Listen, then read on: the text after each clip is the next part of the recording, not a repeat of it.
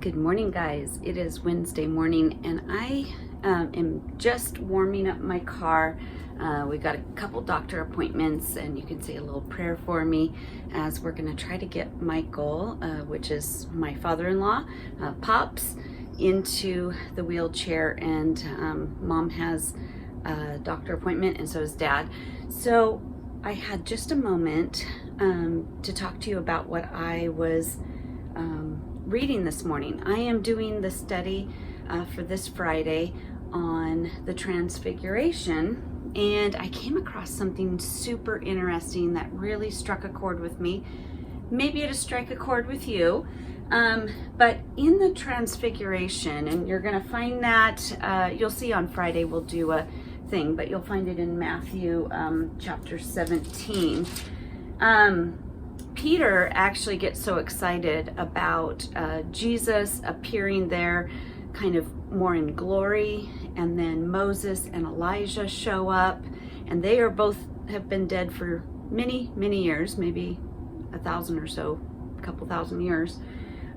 So they show up and are transfigured before a couple of the disciples, and Peter gets so excited that he goes right into action mode.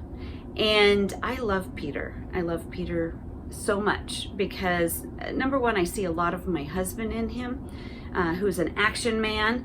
But this morning I actually saw myself in him. He immediately says, "Oh, this is so great. We should stay here forever. I'm going to build 3 different structures for you guys, or 3 different tents, houses, basically, so that we can all live here and we'll just sit and chat and enjoy life." And the commentary that I read this morning is what really got to me.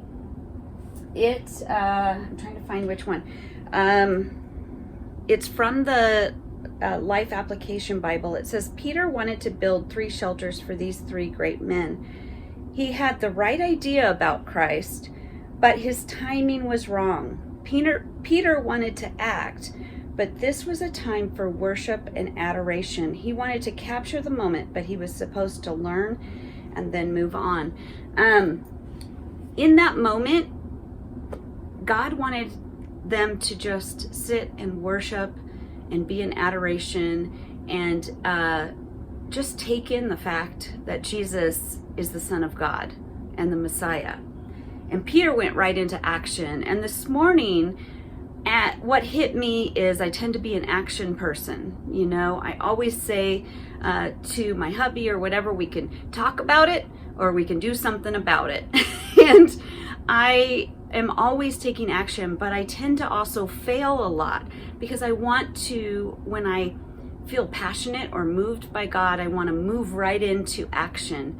And instead, sometimes God wants us to just sit and worship and be in his presence. And it reminded me again of the Mary Martha.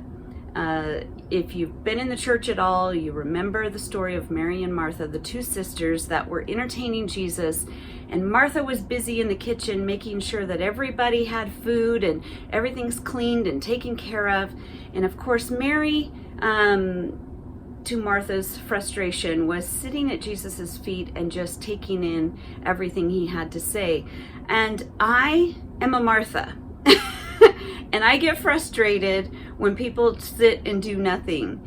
And today it showed me that Peter was a man of action, and God just wanted him to sit and worship. So my word of the year this year is worship. So that really hit me hard. This year, God's wanting me to sit and worship.